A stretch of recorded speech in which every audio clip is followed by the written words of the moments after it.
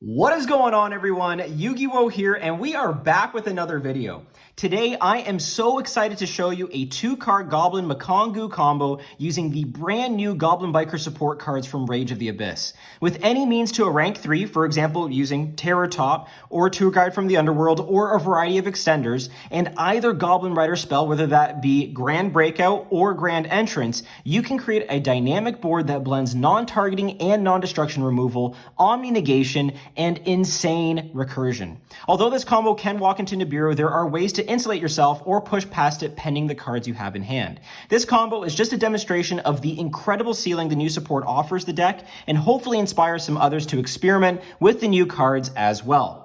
Also, big love to my playtest and theory partners Kraden, Sneaks, and Frakazer for helping me flesh out some of these combos and putting in the work to see if some of these weird ideas are actually viable. And hint, hint, nudge, nudge, they kind of are. And of course, a huge shout out to all of you who are subscribed to the channel. We are now well past the 1,500 mark and are gunning for the big 2,000 milestone. So if you haven't already, please make sure to like, subscribe, and ding the notification bell to stay in the loop with all of that good Goblin Mikankguu goodness. So without further ado, let's jump into the combo. So we're going to obviously start off with our Terror Top here by specialing it because we control no monsters, and Terror Top effect will get us Takaton board. Now, of course, if you have Tour Guide in hand already with this, you can insulate your combo with Nib, with Gossip Shadow to avoid Nib, so that's pretty nice. But again, I just want to show you what it looks like with just 2 cards in hand. So we're then going to special out our Takaton board because we control a wind, and overlay into our favorite boss monster, Goblin Biker Big Gabonga. We're going to go Gabonga effect here to add our Doug Charger, and here it looks pretty standard, but we're going to switch it up a little bit, and you'll see in just a second. But we'll go Doug Charger effect, detach. It could be any one of these materials here. It does not matter. We'll detach the Takaton board to special out Doug. We'll then go Doug effect here to add our Grand Entrance. So yes, we do need kind of access to one of the spells already for this to go full combo, but you can do some pretty interesting boards by just searching out one of these afterwards if you don't have access to one already. So just keep that in mind.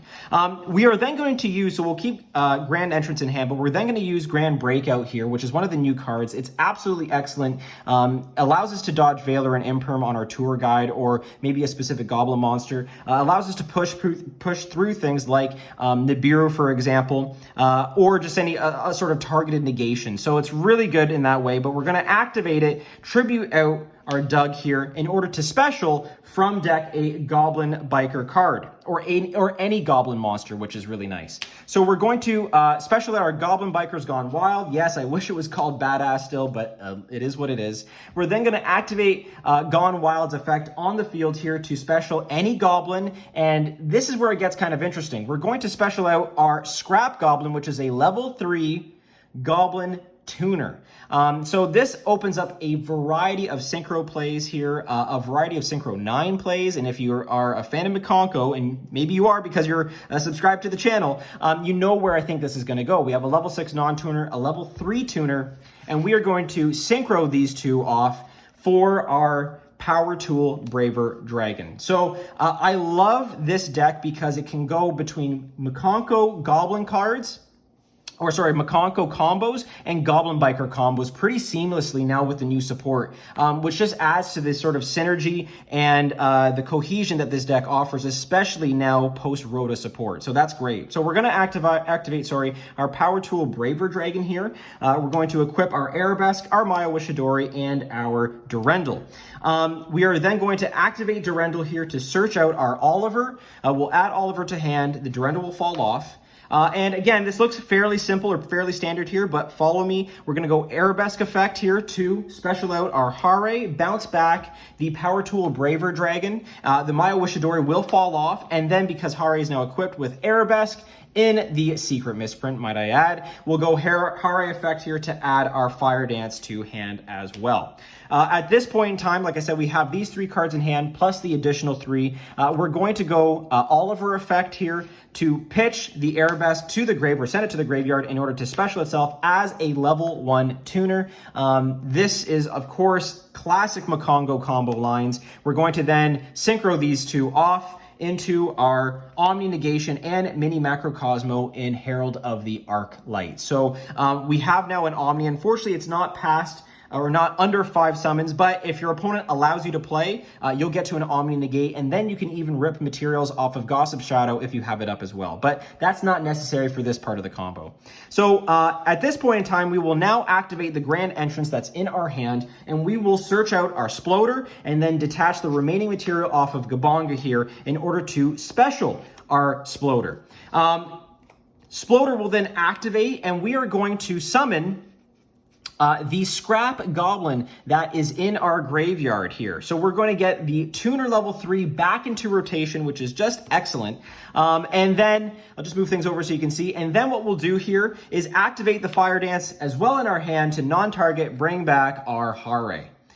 So would you look at that? We now have a level 3, and a level 3 tuner, which gets us to a Synchro 9 play readily again. So check this out. This is really fun. So we're going to Synchro these off into our Infernoble Knight, Emperor Charles. Of course, Fire Dance will fall off here. And I'm so happy that I can bring the Infernobles back into the forefront. And this is just such a cool combo, because what we're going to do is go into our graveyard and take a look, and Oliver has a graveyard effect that it can target a warrior monster and equip itself to it, and we are going to equip to Emperor Chuck, the Synchro monster. And at this point in time, we now can fulfill the summoning requirements for the Link summon of Emperor Charles the Great, because again, we have a Synchro Charles with an equip attached to it. So we're going to Synchro these off, and then Emperor Charles the Great here effect, targeting and equipping the Synchro Charles. So, and again, this is Gabonga over here. Apologies for the lighting. So again, what have we just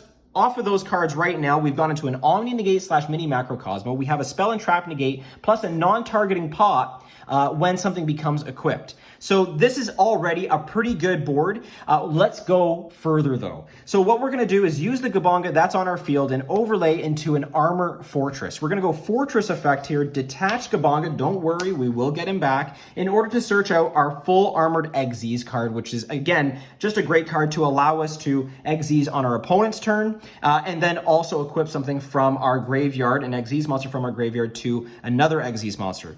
That is going to be relevant as it pertains to Emperor Charles, and eventually when we Synchro, or sorry, not Synchro, but Xyz up into our Dark Knight Lancer. So we are on Dark Knight Lancer here, which is just amazing that we can have that kind of access, okay?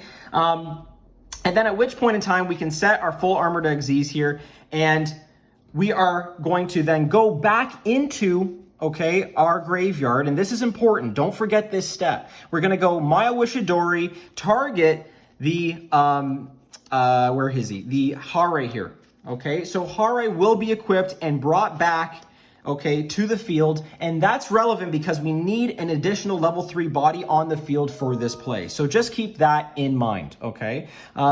So again, what we're gonna see here is setting the full Armored Xyz, okay? We're then going to allow our opponent to begin their turn, allow them to play. We get to a position where maybe they haven't fully set up their board by any means, but they have a couple of problematic things that we want to take care of. What we'll do is we'll activate our Sploder Engrave to then detach from Dark Knight Lancer the Armor Fortress, okay? We'll then go Sploder effect here to revive our Gabonga, and we have him back. Now, again, it was important and it was necessary in order to have Hare on the field here, because then what we're going to end up doing is going full Armored Xyz, and then we can actually make another Xyz play here. And of course, the Maya will fall off in the graveyard with the full Armored Xyz trap. That's important for later. You can go into a Gossip Shadow at this point. I will opt to go into a Cicada King. Again, I want the additional Imperm Disruption on the board or on the field. So we're looking at a really interesting board here because, again, we have a Spell and Trap Negate with Charles. We have a Omni Negate / Mini Macrocosmo in Herald of the Arclight. We have now an Imperm with Cicada King. We have a non-target attach with Gabonga, a target attach with Gabonga, a non-target attach with full armored Dark Knight Lancer. And again, we can play this out here because if we activate full armored Xyz, we banish obviously full armored Xyz in the top right corner here, and we target our full Knight Dark Lancer. and equip Armor Fortress to it. This will then allow us to Chainlink 1, Chainlink 2, Chainlink 1 to non-target pop any card on field, which is absolutely amazing, and then Chainlink 2, Full Armor Dark Knight Lancer to non-target attach a monster. So that type of non-destruction removal is absolutely insane, and targeting anything in the back row, as we know, continuous spells will be the spell du jour of this format, and also powerful field spells. So having that through Emperor Charles is absolutely insane. Also, again, if you are going to negate something, we can Cicada King here, send the Mikankguu, the Hare, to the graveyard, which can then be reborn later by, of course, the Mayo Ishidori. Remember that if it's used as a material, it does not get banished off of the back of Mayo, so that's really important to note.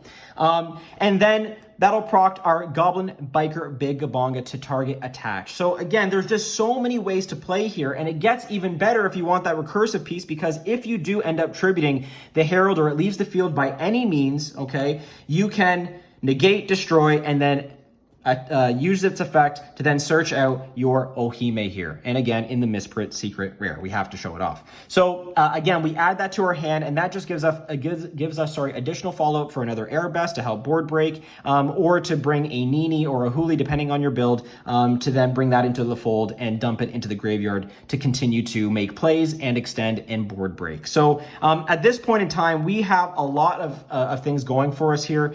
We have a really sticky but resilient board. This can be a double evenly, which is really nice. This can just really be an intimidating thing to look at. And if they do manage to somehow break the board, we have a ton of follow-up in the graveyard to get going on Synchro plays and Exes plays. So yeah, I'm really enjoying this combo.